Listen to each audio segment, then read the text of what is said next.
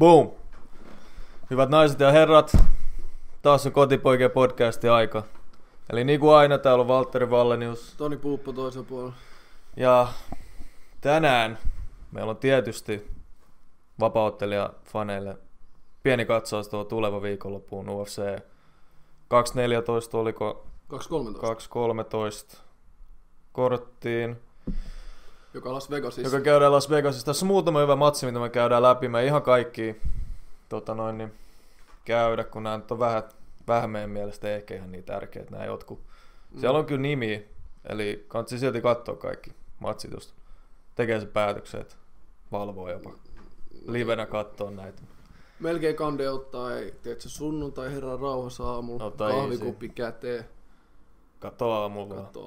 Se on meidän vinkki tähän kanssa. Tää ei ole niin. Tää ei ole Conor McGregor. Näin me tehdään ainakin. Siis täällähän on ihan sairaat matseja. Tässä olisi ollut vielä yksi lisää, joka jäi pois valitettavasti. Mutta anyway, niin kuin sanottiin, me mennään tähän vähän ajan päästä. Mutta seka me käydään pieni tämmönen keskustelu. Skidikeskustelu. Ammatinvalinnasta läpi. Koska Tonilla ja hänen asiakkaallaan tuossa yksi päivä oli ihan mielenkiintoinen keskustelu tästä aiheesta. Ei, siis puhuttiin siis vaan siitä, että miten moni valitsee, siis kun miettii, että on päivässä 24 tuntia ja noin 8 pitäisi nukkua, 8 saa duunis, 8 jää vapaa-aikaa. Jos sun lähtee sit pois, et sä varmaan noin pari tuntia, kun saat kaikki matkat ja ruuat ja kaikki. Näin. Ja loppujen lopuksi hereillä isoimman osan sä teet niinku töitä. Nimenomaan. Eli siis just siitä, että se duuni pitäisi olla mielekästä ja silleen, että se olisi mahdollisimman niinku sellainen monipuolinen ja että se ei ole liian yksitoikkoista. Ja että se antaa sulle jotain joka päivä. Ei silleen, että sä niinku meet ja grindaat joka päivä sen läpi.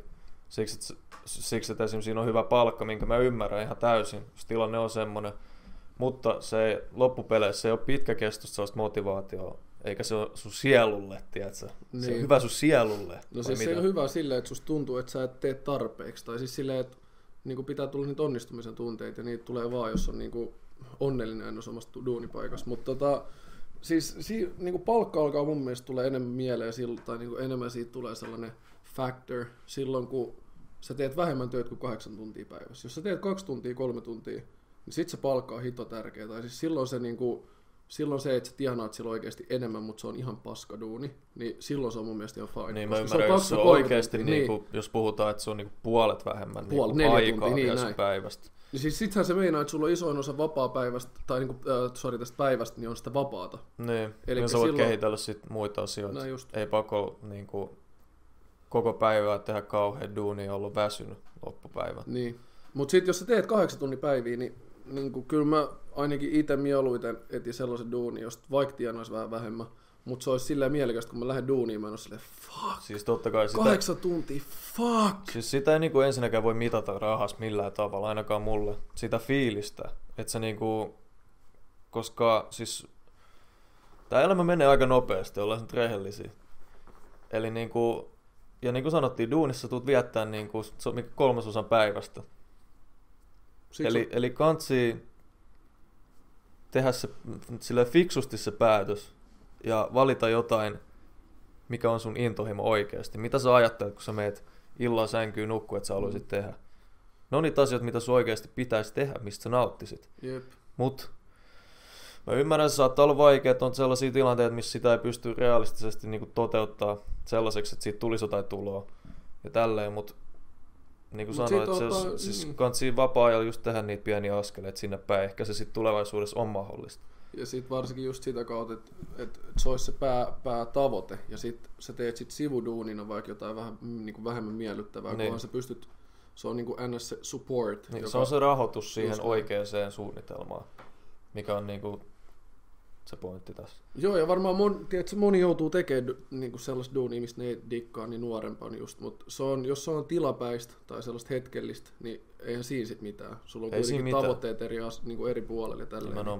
Niin sit se pitää just ajatella silleen, että se on hetkellistä eikä se tule kestää, mutta sellaiset ihmiset, jotka tekee siis näitä duuneja, mistä ne ei nauti ja ne tekee niitä niinku 40 vuotta tai jotain, niin Jep. Siis ei ole niinku, mä en tiedä mitään yhtä niinku heartbreaking. Siis se on heartbreaking, toi on se sana. Sä oot niinku, Ei sitä tiedä, siis kyllä monet sanoo, että ne oppii sit tykkää jostain duunista, mutta oikeasti deep down sun sielussa sä tiedät, että sä haluaisit tehdä jotain muuta. Niin mua pelottaa se fiilis. Se pelottaa mua, tiedätkö? Mä en halua mun tulevaisuudelle mitään sellaista. Se on mun pahin painajainen oikeasti, jos totta puhutaan. Että mun elämä suurin osa mun elämästä menisi johonkin, mistä mä en oikeasti edes tykkää. Niin, ihan sama paljon siitä tulee rahaa. Siis, totta kai. Me nyt meinataan, että jos sellainen duuni, mistä sä tykkäät, sä teet vaikka 20 tonnia vuodessa, ja sellainen, mistä sä et tykkää, sä teet miltsin vuodessa. Totta kai sä teet miltsin vuodessa. Vai mitä? No, totta kai siis. Mutta me nyt puhutaan silleen niinku kumminkin rajoissa olevista niinku sitten siinä tulee niin, siis eroista. Mä itse mietin se silleen, että mikä se keskiarvo on silleen, että kun sulla on se 8 vapaat, 8 duunia, niin minkälainen keskiarvofiilis sulla on, että jos sä tienaat ihan saakelin vähän, niin sitten sä et pysty nauttimaan myöskään siinä vapaa-ajalla. Eli niinku, sit sen duunin pitää olla ihan saakelin kivaa, että niinku, sulle ei tuu sitä ylimääräistä rahaa siihen vapaa-aikaan. Sä et tavallaan tarvii vapaa-aikaa, että se on sun niinku, se on sun se, mitä sä nautinto, mitä sä haluat tehdä joka päivä. Ja sitten taas, jos sä tienaat ihan sikana ja se duuni on vähän niinku ikävämpää tai mikä ikin sana siihen sopiikaan, niin siinä vaiheessa sit se vapaa-aika pitää olla sen verran mageet, että se tekee sen niinku worthiksi. Tekee sen balanssi siihen ja näin poispäin. Että sit se keskiarvo täyttyy. Tai niin, mutta kaikista siistiä tähän se olisi, että jos tohon väliin sä saat vielä sellaisen duuni, mistä sä tykkäät, plus sulla on vapaa-aikaa, plus taloudellinen tilanne on ok, sulla on kaikki niinku läheiset, sulla on lapsia, siinä on hyvä elämä oikeasti. Niin, ja ollaan rehellisiä. Ja siis toi niin, siis kun se jengi pitää ymmärtää, että toi on ihan täysin mahdollista, ihan jokaiselle, varsinkin täällä Suomessa, kun me asutaan. Just sulle, joka kuuntelet siellä, Pertti, kuulit sä? Se on mahdollista sulle, sä voit tehdä mitä sä haluat. Tiedätkö? Täällä on niin paljon mahiksia, koulu on ilmasta, tää saa tukia. Se on ihan täysin mahdollista. Ja just eli älä valita, että sulla on chanssi. Mitä parempi tai mitä niinku kivempi tai itselle sopivampi duunipaikka, sen parempaa duunia sä yleensä teet. Ja se avaa aika monta niinku ovea siihen, että sä pystyt oikeasti tienaakin sillä, vaikka se ei olisi niinku sun mielestä mahdollista alkuun. Et kun se, että sulla on joku intohimo johonkin duuniin, niin se lisää niin paljon mahdollisuuksia tienaa sillä, verrattuna sellaisia, jotka ei välttämättä koe sitä. Siis se on ihan night and day, se on kaikki kaikessa. Siis jos se on intohimoa siihen duuniin, sä et ole hyvä siinä duunissa. Ollaan nyt rehellisiä. Ellei se ole hetkellistä, niin sit no, sä voit ajatella se silleen näin just. Mutta ei siinäkään ole niinku hetkellisesti intohimoinen työntekijä on sovitusti parempi siinä duunissa kumminkin tälleen. Yes. Anyway, me puhutaan tilapäisistä asioista, silloin sillä ei ole mitään väliä. Niin. Me voidaan se nyt skippaa. Mutta sit on just se, että vielä kaiken lisäksi se, että sä teet 8 tuntista duunia, niin pelkästään se duuni pitää olla jo sellaista mielekästä. Mutta sitten jos siellä on vielä työkavereita tai jotain pomoa, mitä ikin siellä onkaan, niin olisi tärkeää, että nekin olisi sit jollain tasolla tosi mukaan, koska kuitenkin saa niiden kanssa 8 tuntia. Se voi olla enemmän, sä voit viettää oikeasti enemmän aikaa päivässä sun työkavereiden kanssa kuin esimerkiksi sun vaimon tai miehen kanssa. Niin. Joka on silleen hullu, niin kannattaa valita jopa sellainen hyvä porukka. Ja työyhteisö on tosi tärkeä asia, sitä ei kansi niinku, että jos sulla on oikeasti huono fiilis olla näiden ihmisten kanssa töissä, missä sä oot, se siis sun kanssa vaan oikeasti lähtee. Se tekee kauheat tuhoa sun hyvinvoinnille, sun niinku mielialalle, kaikki tää. Jos siellä on niinku egoja esim. Tiedätkö, työpaikalla, tosi pomottelevia ihmisiä. Tai tosi negatiivisia, jotka valittaa kaikesta. Niin, siis negatiivisia valittaa sulle elämästä. Valittaa siis duunista. Niin, valittaa siis duunista. Siis kaikki meillä on ollut, siis kun me havahdutaan siinä keskustelussa silleen, että okei, mä puhun tämän ihmisen kanssa vaan siitä, kuin paskaa tää duuni on. Niin. Kuin turha tää keskustelu on. Kumpaakin alkaa vaan vituttaa tämän keskustelun jälkeen.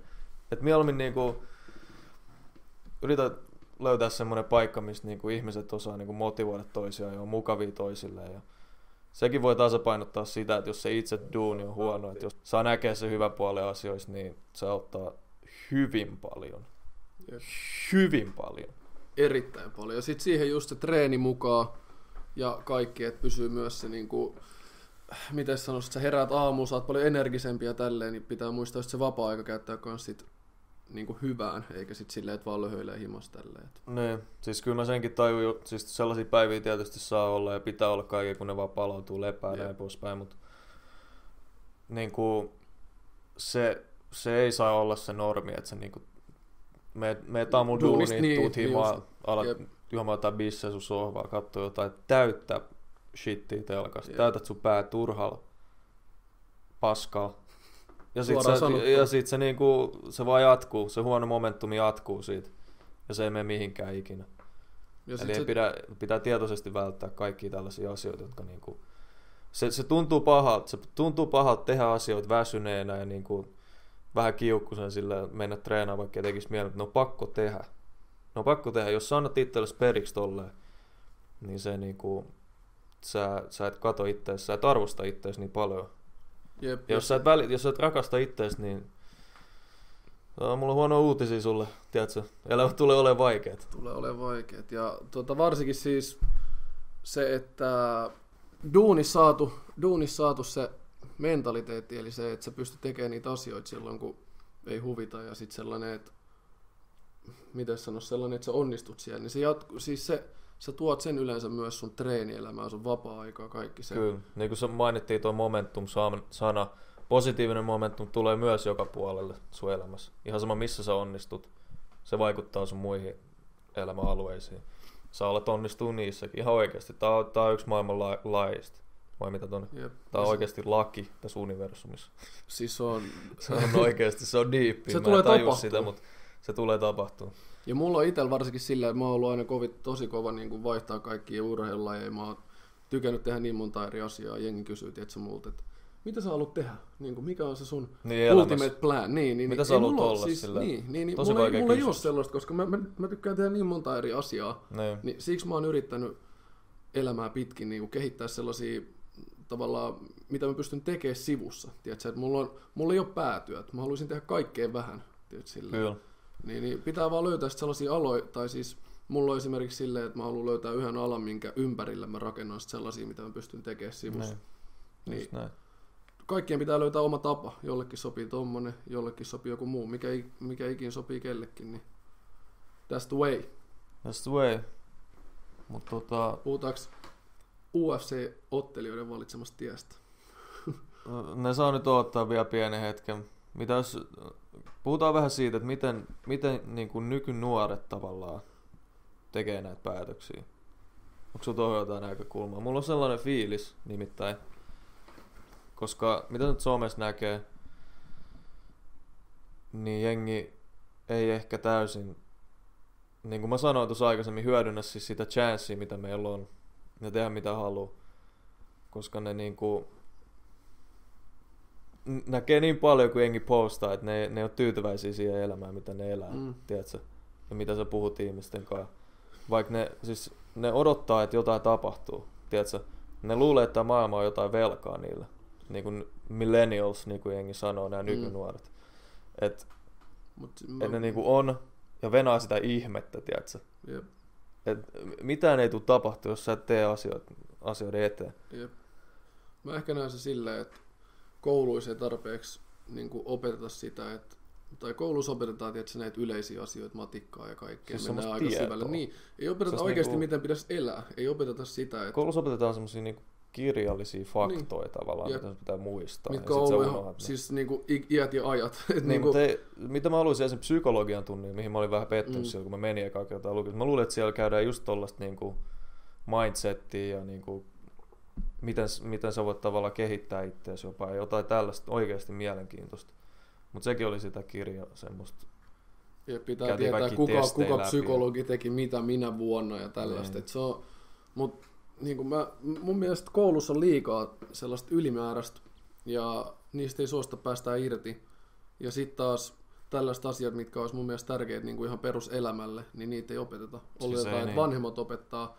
Ja nykyään sitten taas molemmilla vanhemmilla on tullut, siis kun on tullut sellaista, molemmat haluaa ennäs uran ja tälleen, niin se hankaloittaa sitä, että himaskaan ei välttämättä opi niin paljon kuin joskus ehkä. Tämä ei todellakaan päde kaikkiin. Ei missään nimessä, ei voi yleistää ehkä näissä enemmän asioissa. Sanotaan kuin ikinä ennen. Koska meillä on siis, jos sä oot nyt nuori aikuinen tällä hetkellä Helsingissä, niin sun vanhemmat on hyvä mahis, että sun vanhemmat on sitä generaatioa, jotka on tavallaan niitä hard workers, tiedätkö?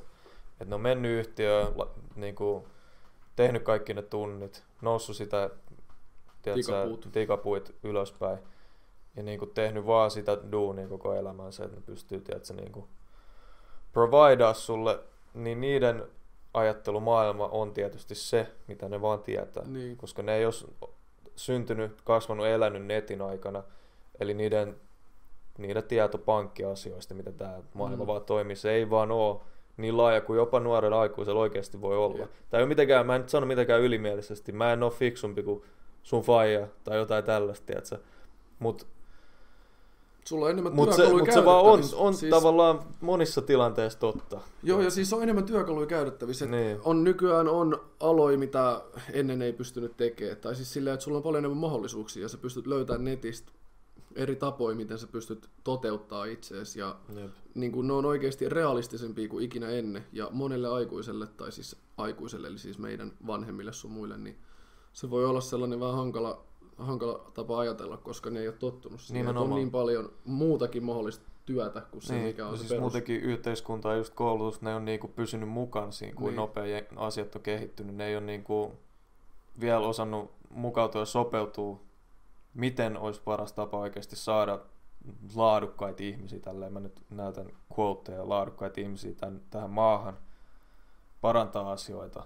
Eli sitä odotellessa toisin sanottuna. Mutta koko ajan se menee eteenpäin onneksi kyllä. Niin in the meanwhile sä voit siis tehdä mitä sä pystyt. Et sä tarvitse kenenkään apua tässä maailmassa kummiskaan loppupeleissä. Kaiken pystyy toteuttaa ihan itse kumminkin, varsinkin tässä maassa, missä me ollaan.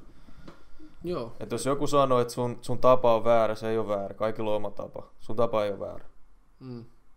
Ja siis kun varsinkin siis jos joku vanhemmat sanoo tai jotain tällaista, koska monet on elänyt ennen, niin kuin, tai siis kaikki meidän vanhemmat on elänyt ennen Google-aikaa ja tälleen, että ne ei ole tottunut yleisesti siihen, että tieto on niin paljon saatavilla. Sä voit melkein opiskella siis YouTubessa asioita, mitä niin kuin kouluissa opetetaan, ja siellä opetetaan eri näkökulmista, siellä ei hyödy kukaan siitä sille erityisesti, että se on ihan eri maailma. Ihan eri maailma, siis sä voit oikeasti netistä etsiä, katot YouTube-videoita, kuuntelet podcasteja, luet kirjoja ja sä oot jo kouluttanut itsesi, tekee jotain tiettyä asiaa. Sulla ei vaan sitä ja sä voit niinku alkaa tekemään sitä työtä. Sulla ei vaan lue sillä paperilla, minkä koulusta saa, että sä oisit siellä. Pystyt ihan hyvin tehdä se duuni silti. Nyt on tulossa sellainen YouTube-koulutus oikeasti, että siihen voi osallistua. Se oli olisiko ollut Torontossa vai olisiko ollut Jenkeissä, mä en ole sitä varma, mutta oli siis sellainen opettaja, joka aikoo tehdä YouTube-koulutuksia. Ja sit kun sä teet sen tai käyt sen läpi, niin saat oikeasti tutkinnon tai todistuksen. No niin, siis mä nostan hattua tolleen, niin kuin mainittiin jo tuossa aikaisemmin, me satutaan asua Suomessa, täällä on vähän, eikä edes vähän, mutta hyvinkin vanha-aikainen meininki vieläkin lakien suhteen, siis niinku kyllä täällä on avoimielisiä ihmisiä tälleen, mutta silti täällä pidetään kovaa kiinni niistä perinteistä, niistä ei päästetä irti. Ja tämä nykygeneraatio pystyy, niille ei ole enää väliä. Kyllä jokainen tietää pari lakia vähintään, mitä itsekin on miettinyt silleen, että onkohan tämä nyt ihan tarpeellinen. Mutta Jenkeissä ne on vaan edellä tässä asiassa. Ja siis mieti, että niinku sä pystyt, niinku ennen YouTube oli vaan kissavideoita ja tälleen, mutta nykyään siis siellä on oikeasti opettajat ottaa niinku lectures, esimerkiksi täällä kun Jordan Peterson, kannattaa muuten seurata, niin ihan postaa siis omia luentoja kouluissa ja postaa ne niinku kokonaisin tunnin 1,5 pätkinä. Niin sä pystyt ihan oikeasti kuuntelemaan kaiken saman, mitä ne käy siellä läpi. Niin. Joka on siis ihan mullistavaa. Tällä se tulee olemaan tulevaisuudessa. Ja te voitte siis, niin moni asia, mitä ennen ei pystynyt tekemään, niin nykyään pystyy. Esimerkiksi siis ei ole enää homo mennä joogaan. Sä voit mennä joogaan, vaikka olet mies. Sä voit olla isokarvoinen mies mennä joogaan. Peitä ne karvat siis, mä en sano sitä, mutta sä voit mennä joogaan niiden kotiäitien kanssa, ja se on fine. Ja sulla tulee olemaan rankkaa siellä, mä sanon se. Siis se on yllättävän rankkaa. Sä et ole niin äijä, kun sä luulet. Sä saatat jopa itkeä siellä. 90 minsaa hot jooga. Se meinaa kipua. Ja siis monelle äijälle varsinkin, kun on tottunut vetää vaan penaa ja sun muut, niin se voi olla oikeasti yllättävän raffikokemus. Se on herätys, sanotaanko tälleen. Eli kannattaa tehdä, kannattaa monipuolistaa ja tehdä. Avatkaa teidän mieli, tutkikaa asioita, te voitte tehdä mitä vaan. Kyllä, motivaatio tulee kotipojalta teille. Let's go. Olkaa hyvä. No niin, päästään tässä vaiheessa nyt. UFC 213. Breakdown lähtee nyt käyntiin. I'm excited as Tää on hyvä kortti siis. Tässä on oh my god! Mainitaan nyt, otetaan alta pois nyt tää. Eli tässä piti olla vielä Donald Cerrone vastaan Robbie Lawler. Joka on, siis se tuli ollut niin hyvä matsi. Mutta joudutte katsoa se 2014, jos on siis John Jones vastaan Daniel Cormier, joka on siis toinen ihan huikea kortti. Niin, tulee heinäkuussa lopulla, eikö tule 29 tai jotain. Joo, mun mielestä se on. Ellei tule nyt mitään injureita lisää, mutta solmet ristissä mennään. Eli me ollaan nyt valkattu täältä, me ollaan otettu nämä 3 parasta matsia tähän. Me otetaan tällainen pika breakdown tästä. Pika breakdown. Tässä voisi käydä enemmänkin, mutta me ei käydä. Ei voi mitään, mutta saatte nämä parhaat. Aloitetaan parhaat tästä. Palat. Hyvä heavyweight-matsi. Nämä äijät kohtaa 3. kertaa, eli Fabricio Verdum ja Alistair Overeem. Joo, mä kerron nopeasti vähän tosta. Siinä on, näillä jätkillä on historia. Joo, mä kerron vähän Eka matsihan siis Verdum lukotti Overeemin, siitä on aikaa jo. Se taisi olla jopa jossain, oliko se siellä Japanissa jopa? Se oli siis Pride-aikoja, eikö niin, se ollut? Joo. Mun mielestä. Oliko? Mun mielestä. Se oli Pride tai sit se oli toi, mikä toi Strike Force. Siis Strike Force oli kakkosmatsi, siitä mä oon ihan varma. Mutta tää näytti siltä, että se olisi ollut siellä Pride anyway. Me puhun nopeasti Verdumista vähän. Se on siis tosiaan voittanut molemmat raskassarjalaiset, jota pidetään niin kuin kautta haikojen parhaimpana. Eli siis se on voittanut Fedorin ja se on voittanut Cain Velasquezin. Eli kyllä. Se on voittanut ne silloin, kun ne molemmat on ollut oikeasti hyviä vielä. Siis en mä sano, että Cain on huono tällä hetkellä, mutta siis Cain näytti tosi hyvältä se comeback-matsi. Fedor ei näyttänyt. Fedor on tosiaan 40 VJ, niin antakaa niin. Fedorille vähän löysää tässä vaiheessa se uraa, mutta kova jätkä tää Verdum. Tää on ihan kevyesti yksi parhaimpia heavyweighttejä, mitä on ikinä ollut ihan kevyesti. Mutta aika kylmäksi laittoi Stipe kyllä Verdum. Heti kun se oli voittanut. Molemmat laittoi joo. Mut siis se mitä se puolusti Verdum oli vaan niinku disrespectful. Se oli aika lumasti tehty Verdumille Brasiliassa, mutta mitä lähtee uimaan eteenpäin ja yrittää osua? Älä lähde uimaan Stipeä vastaan. Come on champ, mitäs teet? Et sä voi tehdä tolleen.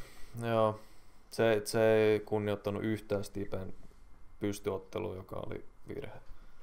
Toisin kuin Alistairin pystyottelua, se hyvinkin jopa kunnioitti siinä kakkosmatsissa, koska jos te katsotte sen nyt ei ollut mikään maailman paras mylly, mutta Fabricio siis niinku feikkasi, että sitä saattoi ja meni aina selältä. Koska se lukotti, se sai Kimuran tosta, oliko se Americana vai kumpi se oli, Overeemista siinä ekas matsissa, niin se yritti tietysti toista asiaa. Sitten tuli sellainen tyhmä seisoskelu. Toi Alistair ei halunnut mennä maahan, Verdum ei halunnut nousta ja sitten siinä oli koko ajan tuomari välissä ja tälleen. Eli se taisi olla pistevoitto Overeemille silloin. Eli 1-1 on voitot näillä jätkillä. Mutta siis molemmat on ihan niinku siis legendoi tossa. Toinen on niinku varmaan yksi parhaimpia pystyotteluita ikinä raskaussarjassa. Siis Alistair, niin kyllä. Alistair. Siis se on K1 Grand Prix champion, joka on siis siihen aikaan varsinkin se oli arvostettu tämmönen niinku kickboxing-turnaus. Ja siis se Alistairin matsi ja sit sitä Stipeä vastaan oli vähän jännä. Se teki jotain raskassarjalaisia, joka on outoa. Se siis juosi siinä matsissa pari kertaa. Sillä käänsi selää, lähti niinku juosten karkuun. Ihan sama kuin Gustafsson Gloverin. Mutta se näyttää vielä oudommat, kun iso raskassarjalainen juoksee karkuun. Tiedätkö, se näyttää tosi oudolta. Kyllä Gustafsson on aika iso mies. Se on, mutta se ei ole raskassarjalainen. Ei niin, mutta mä tiedän mitä sä meinaat. Se Overeem on alkanut ottaa fiksusti nykyään tätä matsia, joka on ihan hyvä päätös mun mielestä. Koska tää ei ole flatlinattu niinku varmaan 10 kertaa. Mutta se on vetänyt niitä sotia, niin se on kyllä. Sillä on ollut muutama sota vyön alla, mutta siis se ottelee tosi fiksusti tällä hetkellä. Ja jakaa semmosia niinku harkittuja tykkejä. Eli mitä tässä nyt voi ehkä odottaa? Musta tuntuu, että tässä on enemmän ollaan pystys kuin ennen näissä matseissa, mut mä sanon kysyä tähän väliin, että milloin Verdum otteli viimeksi? Eikö sitä hetken aikaa? Siis olisiko tää jopa sen comeback-matsi siitä? Sitä mä just mietin. Mun mielestä on comeback-matsi. Se ei otellut pitkään aikaa. Katsotaan. Overeem otteli just vähän aikaa sitten. Niin, Stipea vastaan. Eikö se ollut? Oliko se mun mielestä siinä oli välissä yksi matsi. Oli vai? Eikö sillä ollut ihan kun mä muistaisin, että sillä olisi ollut tätä Mark Huntia vastaan. Eiku Verdumilla oli... Ei Verdum, kun Overeemilla oli Huntia vastaan. Eikö se voittanut se just vähän aikaa sitten? Tyrmäs polville. Mä en ole varma, oliko se sen jälkeen, mutta siis mulla tästä auki tää Verdum, eli se voitti Travis Brownin Stipe Häviön jälkeen. Ja nyt se on tuo Overeem. Mä katson vielä, mitä Overeemilla oli, mutta siis niin kuin mä sanoin, tästä tulee enemmän pystyy mun mielestä. Koska Verdum on kehittynyt siinä niin paljon viime aikoina. Viimeksi kun nää otti matsia, se ei ollut niin hyvä vielä. Eli... Joo, oli Mark Hunt. Joo, siinä välissä. Kyllä. Näin muistan. Ja siis se näytti paljon niinku hoikemmat kuin ikinä ennen, tietysti sarjan jälkeen. Se ei ole ei ole Roy the Ream. Niin. Mä silti näen, että Verdum haluaa mennä mattoon sitten tietyn vaiheen jälkeen, kun Overeem alkaa osua sieltä kaukaa, niin potkuilla. Tiedätkö? Tälleen. Niin. Vähän mulla tuli se viime... Tää on aika 50-50. Siis mulla tuli vähän just Overeem-matsista sellainen fiilis, että onkohan se cardio enää, missä oli ennen, koska... Overeem oli HK. Se yritti, mutta se niinku koko ajan se oli tosi varovainen sen tekemisessä. Siis silleen, että se yritti just säästellä tosi paljon, oli tosi harkittui. Niin, siis niin kuin mä sanoin, se ottelee niin fiksusti niin. Että se ei anna yhtään turhaa pommi. Saa nähdä, jos Verdum lähtee taas uimaan, niin lähtee kroolaa keskellä sitä kehää, niin saa nähdä mitä käy Overeemiin vastaan, mutta mä oon hyvinkin... Mä oon vähän Overeemin mä odotan sitä, että Verdum on kyllä oppinut siitä, mutta... Okei, mä sanon, predict. Ennustus. Mä ennustan, että Overeem hoitaa tän tyrmäyksellä tokaserässä. Oho, aika kova. Mä oon jopa ehkä Verdumin puolella tässä vähän. Saa nähdä siis. Se on ihan siitä kiinni, että miltä se pystyy näyttää siihen alkuun. Jos Verdum pystyy yhtään olla messissä siinä pystyssä, niin sit se voittaa tämän matsin mun mielestä. Okei. Mutta... Tää on kyllä 50-50. Tää on tosi 50-50 matsi, ihan mitä vaan voi käydä. Mutta tää on hyvä matsi. Mä veikkaan siis, että Verdum ehkä voittaa pisteeltä ottaa. Mulla on vähän sellainen fiilis. Okei. Sä oot väärässä. Tai ehkä sä oot väärässä, on toka roundi. Sä oot väärässä. Overeem tyrmää tokas erässä. Saa nähdä bro. Saa nähdä. Ei voi eikä se ottaa sen giljotiini Overeemista. Niin ei se ota. Next up. Ei, kyllä se näkee sit lauantai. Tai sunnuntai-aamulla, anteeksi. Meillä ei ole mitään kristallipalloa täällä. Eli seuraava. Tää on se matsi, Interim Middleweight Championship. Eli tässä on interim title. Joel Romero vastaan Robert Whittaker. Numero 1 ja numero 3 middleweightissa. Tässä on niinku 2 varmaan pelottavinta jää tossa painoluokassa. Nää on siis... Ensinnäkin jos aloitetaan siitä, että Joel Romero näyttää ihan joltain siis sarjakuvahahmolta. Näyttää sellaiset supersankarilta. Tää on niin atleettinen kuubalainen mies, että ei mitään rajaa. Ja se on niinku joku 40 V. Se on 40 tasan. Ja se on siis olympia hopeamitallisti. Heittää backflippejä tuolla. Heittelee backereita. Siis ihan... Siis tää on friikki tää jätkä. Ihan täys niinku ihan... Siis vetää spagaatteja, hyppii backereita. Tää on kehitetty laboratoriosta tää jätkä. Tosta äijästä just pitäisi kehittää sellainen, että se armeija, vittu. Toi on just se, eikä että sä haluut sinne. Jep, totta. Toi just se. Ja Robert Whittaker, kova voittoputki käynnissä, saanut hyvän momentumin päälle. Iso voitto Jacareista viimeksi just. Ja sai tän Romero-matsin tästä. Tai sen voiton jälkeen. Ja Romero ei ole siis mun mielestä hävinnyt UFC:ssä ollenkaan. Ei olekaan.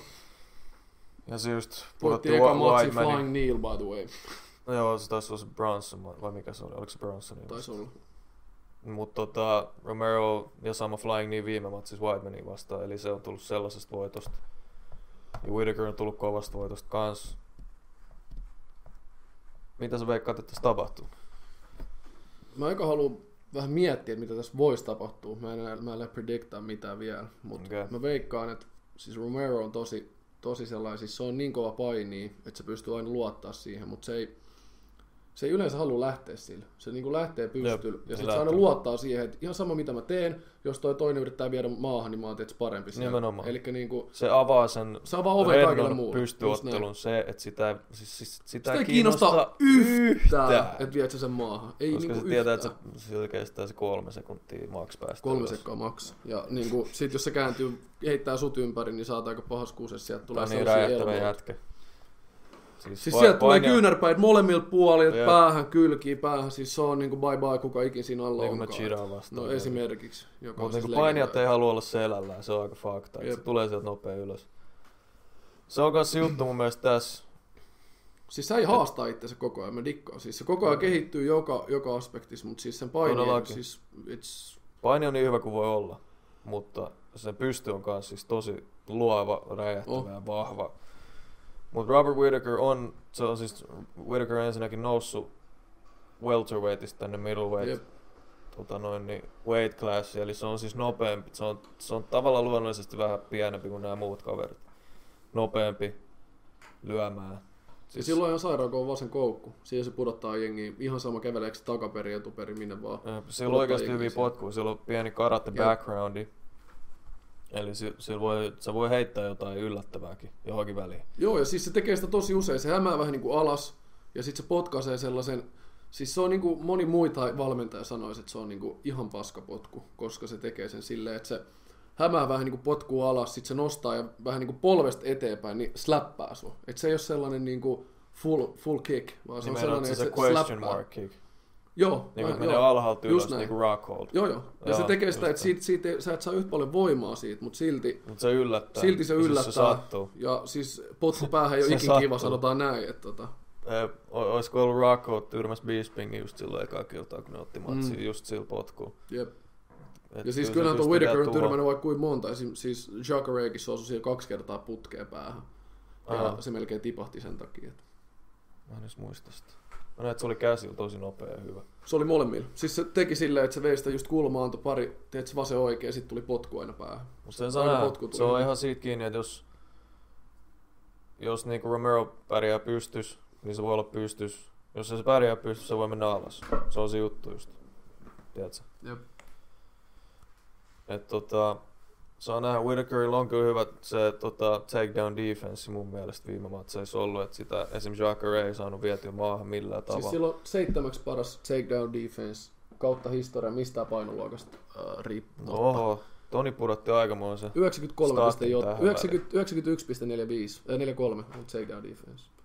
Elikkä niinku, kun miettii, että Romerokin, joka on painija, niin silloin 77 piste. Niin, ei se jaksa puolustaa. Siis sitä just se antaa toista väsyttää itsensä sille, että niinku, vie vaan, ei haittaa yhtään. Niin siis se on niin outoa.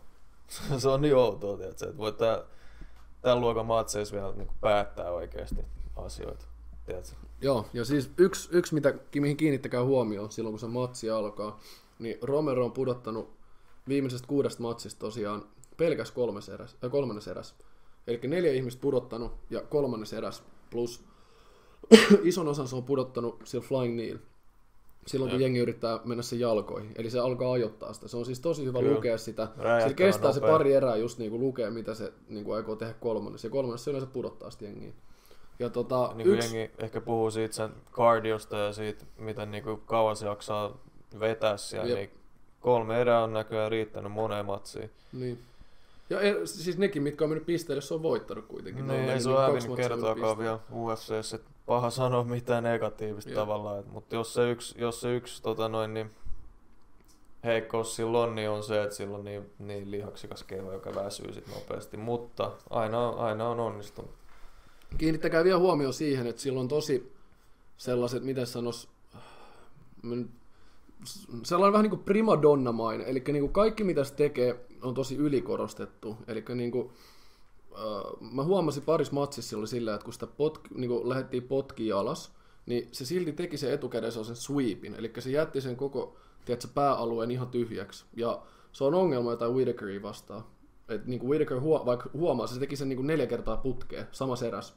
Niin jos Whittaker huomaa, saa sen vasemman koukun tulee sieltä just, niin mitä vaan voi käydä. Plus niin kuin yksi mitä Romero tekee, niin se liikkuu siis tosi hyvin, mutta just aina ennen kuin se lyö, niin se näkee siitä sen, tavallaan se menee tosi flat footed, se pistää molemmat jalat tosi tiukkaa maahan ja sitten tulee sellainen kova tykki. Se on välillä näin. Siis se pystyy tulla eteenpäin tosi nopeasti lyöneen kanssa, että sen ei tarvitse plänttää ja lyödä. Esimerkiksi siinä Kede, niin se pudotti sillä, että se vaan rushassa ja pudotti. Mutta sekin lähti siitä, että se eka liikkui taaksepäin, sitten se plänttäsi, sitten se lähti eteenpäin. Et niinku, siis Romerolla on tosi hyvä striking, mutta Se on vähän sellainen, ihan vähän, jos siis on sellaista tosi hyvää vaikka boxing kokemusta, niin se on vähän ehkä ennalta arvattava. Mutta se on siis niin räjähtävä, että silti vaikka se on ennalta arvattava, se voi tulla niinku ihan sairaan nopea, että sä et tajua sitä. Siis kyllä se on siis sehän ei ole luonnollinen siis pystyottelija tietenkään, mikä saattaa nähdä tosi kuin Whittaker on.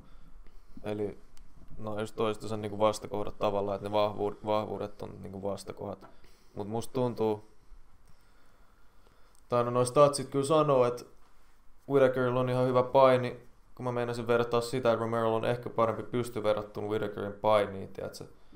Että ne menis vähän silleen, että siis nää on tosi tasaisesti match-up. Toi on aika paha, koska niinku, tavallaan vastakkain joo voi olla, mutta niinku Whittaker, siis sehän on paras takedown defense melkein, niinku, siis 7. paras ikinä. Ne. Plus siellä matossa on oikeasti tosi taitava. Mut sit sellainen kuin Romero, niin mä veikkaan, että se vaan kuluttaisi Whittakeria siellä, jos Whittaker jää sinne.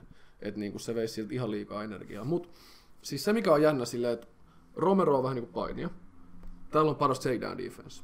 Toisinpäin taas Whittaker on tosi kova käsillä, ja Romerolla on varmaan paras, tai niinku vähiten osuttuja osumia häntä vastaan. Niin se on aika jännä sellainen match-up, kun molemmilla on niinku toisten se vahvuus, niin on myös toiseen suuntaan silleen puolustuskannalla vahvuus. Jep. Se on kyllä. Okei, tää on ihan niin 50-50 kuin äskeinenkin matsi, mutta otetaan nyt pienet ennustukset tähän. Mitä sä veikkaat? Tää on eka kerta, kun Romero menee 5-eräseen matsiin. Niin Onko? On. Kyllä se on ollut main eventissä ennen. Kyllä se on mun mielestä ottanut 5-eräsiä. Sanotaan näin, mutta se ei ole ikin mennyt niille pitkille erille, vaikka se olisi ollut 5-eräsiä. Mun mielestä se ei ole siis ikin ottanut 5-eräsiä. Eikö pistevoitot ollut 5-eräsiä? Mun mielestä ei. En mä tiedä. Mun mielestä ei. Mun mielestä se ei ole ikin ollut 5 erää, ja jos se on ollut, se on tyrvannut aikaisemmin. Okei. En oo, tiedätkö? Saattaa olla aina, niinku, eikö se, joo, anyway. Niin, se saattaa olla sellainen tekijä, että niinku, mikä Romerolla alkaa tulee sitten siinä 4-5 erässä, miten se alkaa kestää, jos se menee sinne asti. Ei saa nähdä. Sehän on se juttu just. Siis tää on niin paha. Mä haluan, että kummatkin voittaa. Mielestäni kummatkin on niin, tiedätkö, huippuäjiä. Siis silleen, että mä oon niinku... Siis tää on ihan mahdoton. Mä sanon, okei. Koko sun elämä pitää bettaa, kumman sä vaakkaat. Saattaa tietysti minuutilleen vaihtuu. Että mä oon silleen, tää, sit mä oon tää. Okei, mä sanon, että Whittaker yllättää. Mä sanon, että se tulee voittaa joko pisteillä tai sitten se tulee tyrmää sen ihan lopuksi. Toi on ihan hyvä ennustus. Toi on ihan niinku, siis toi on niin mahdoton. Tää on niinku... Siis toi mulla tulee paha fiilis, kun mä sanon ton, koska sit kun mä sanon ton, mä ajattelen, mutta entä jos Joel tiets niinku... Kyllä. Siis mun toi on tosi mahdollinen lopputulos tälle matsille ihan oikeesti. Mutta... Mä sanoin, että Joe Romero saa sen hoidettua jollain tavalla. Tää jätkä ei ole ikin hävinnyt UFC:ssä. Tää on liian kokenut. Musta tuntuu, että nyt on tää aika. Se on niin nälkäinen. Se haluaa sen silent-shotin. Musta tuntuu, että tää loppuu 3 erän sisällä. Se on niin räjähtävä näissä alkuroundeissa. Musta tuntuu, että Romero osuu jotain outoa, joka vähän satuttaa.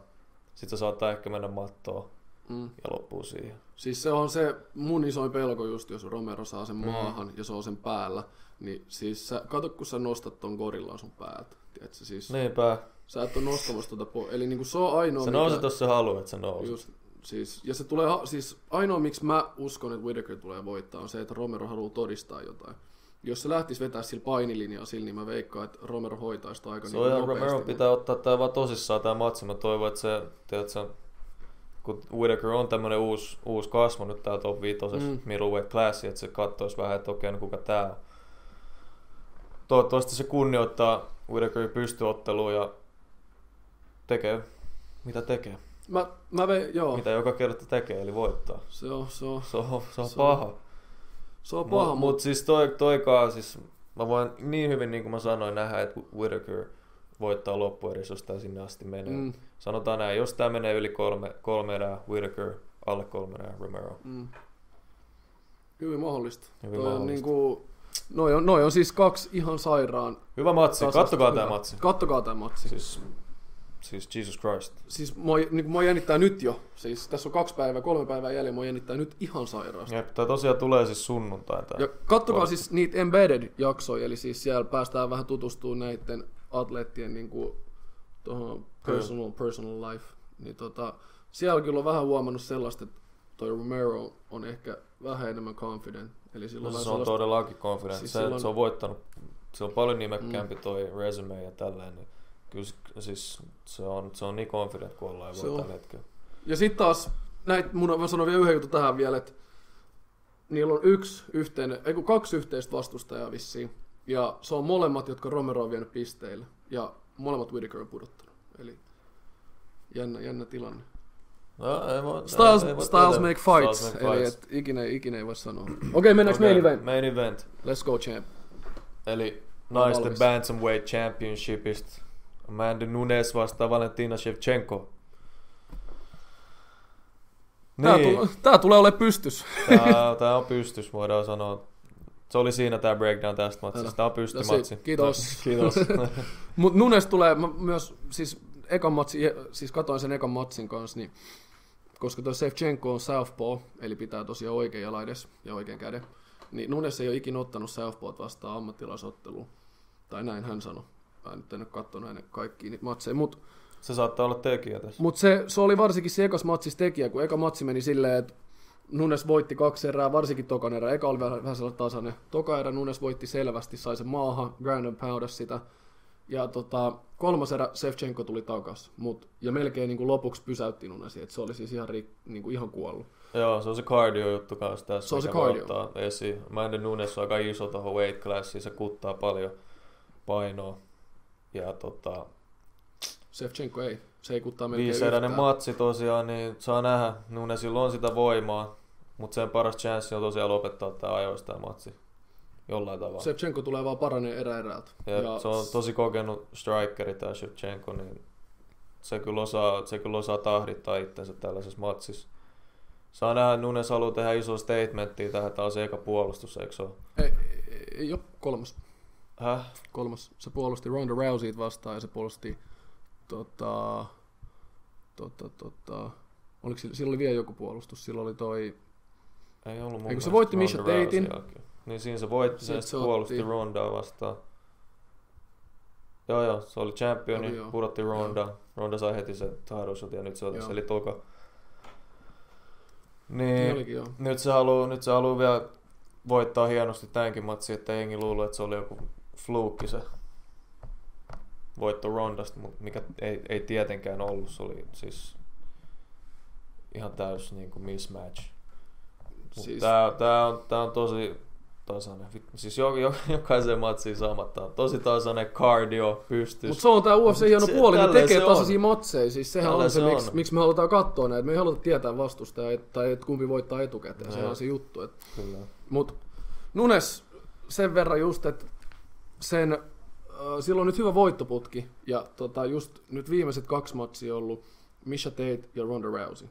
Ja jotenkin niitä, vaikka niinku, ne on nimekkäitä, molemmat on nimekkäitä, mutta kumpikaan ei ole hyvä pystys. Plus molemmilla on mun mielestä vähän sellainen, että Ronda Rousey tuli sen pahimman häviön jälkeen. Misha Tate oli, voitte katsoa sen matsi, joka oli Misha Tateilla tämän Amanda Nunesin jälkeen, niin huomaa, että Misha Tate ei ollut enää sama, mikä se oli pari vuotta sitten. Siis se näki selvä, ja sehän siis lopetti sen matsin jälkeen seuraa.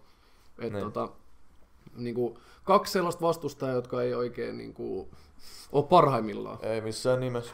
Niin siksi tää saattaa tulla pienen shokkin tää Shevchenko, kun se on kehittynyt itse, se on ottanut taas tosi kovin, se on ottanut Peñaa vastaan, se on ottanut Holly Holmea vastaan. Sillä on ollut 2 ihan niin nälkäistä. Jep, ja Nunes strikeria siis, vielä. Niin sitä myös meinasin, siis haluaa tehdä tämän viimeisen statementin, vielä jengi uskoo sitä, mutta saa nähdä tästäkin, mitä käy. Onks meillä mitään tähän enää? Eikä... Siis... Ei, tässä on, tässä on sellainen match-up, että tässä on iso vahva vastaan nopea pieni tavallaan. Nopea vähän kokeneempi. Niin pystyisi tälleen. Ja itse asiassa musta vyö judos. Että niinku osaa kyllä heittää. Okei, no niin, wow. On kyllä, mä sanon itse, mä uskon, että Valentina Shevchenko tulee voittaa, ja mä veikkaan, että se tulee olemaan pisteillä. Mä olisin sanonut hyvinkin sama. Mä oon Shevchenko puolella tässä matsissa. Mä jotenkin... Mä uskon siihen, sanotaan näin. Mä uskon siihen. Mun mielestä Nunes on vähän liian hidas Shevchenkolle. Ja se tulee gäässään. Kunhan se ei ota mitään isoja pommeja heti alussa, niin tää pitäisi olla se matsi. Jep. Ja siis just se voitto Shevchenkolle, uusi champion. Jep. Ja siis se, että Nunes on saanut 2 performance of the nightia 2 sellaista ottelijasta, jotka se voitti ekaserässä molemmat sillä, että ne ei osaa olla pystyssä. Ja tää on eka, joka on oikeasti siis... Tää on ihan eri, hyvä matsi ihan oikeasti. Jos sä et katso paljon naisten vapaa-ottelua, katso täältä. Mä lupaan sä viihdyt, kun sä katsot tätä matsia. Tää on oikeasti. Siis jos tää ei olisi hyvä matsi, tää ei olisi pääottelu. Niin, tuossa on kuitenkin Romero vastaan Whittaker ennen tätä. Että tää on oikeasti hyvä match-up. Tää on ihan sairas. Okei. Siinä oli meidän pieni breakdowni tälläkin. Breakdown. Käytiin vähän elämää läpi kanssa. Ollaan tällaisia elämäntietäjiä. Niin no ei, mutta siis kunhan spekuloidaan, käydään läpi vähän näkökulmia tälleen nuoren aikuisen silmistä. Niin... Kyllä meiltä tulee noita joka podcastiin tulee jonkunnäköinen. Tänään oli vähän lyhyempi setti. Tulee niinku parempaa, diipimpää, pidempää settiä tulevaisuudessa. Varsinkin viikko... silloin, kun ei ole mitään isoa matsia tai korttia luvassa, niin silloin tulee enemmän vähän tällaista keskustelua. Mutta tää on kaikille UFC-ystäville ainakin. Että niin kuin me sanottiin meidän ekassa jaksossa, minkä jokainen teistä käynyt kattoo vai mitä, hyvä, niin me joka jaksossa käydään se iso urheilutapahtuma läpi ja niin kuin kamppailulajit on meille niitä isoimpia kumminkin. Eli hyvin usein saatat kuulla jotain sellaista näissä, mutta me täytetään sitten tämmöiseen keskusteluun se loppuaika. Jep. Eli joka viikko me yritetään saada yksi jakso ulos, jos on niin kuin iso juttu meneillään, ihan muutenkin vaan, vaikka olisikaan. Joka viikko tulee. Joka viikko. Olkaa kuulolla. Olkaa kuulolla, hei. Laittakaa palautet. Me arvostetaan. Kritiikki on ihan, tiedätkö, me otetaan se vastaan. Hyvin tai huonosti. Ja antakaa predictions, antakaa mielipiteet breakdownista. Mitä mieltä te olette? Kuka voittaa? Otetaan bettiin. Helppoa rahaa. Kuka haluaa bettaa kotipoikia vastaan? Vaikka me vedetään aina ristiin välillä, mutta ei siinä mitään. Kyllä me saadaan yhteisymmärrys, jos meidän pitää lähteä. Anyway. Se oli siinä. Kiitos. Hei, kiitos paljon. Peace. It's a wrap. Peace.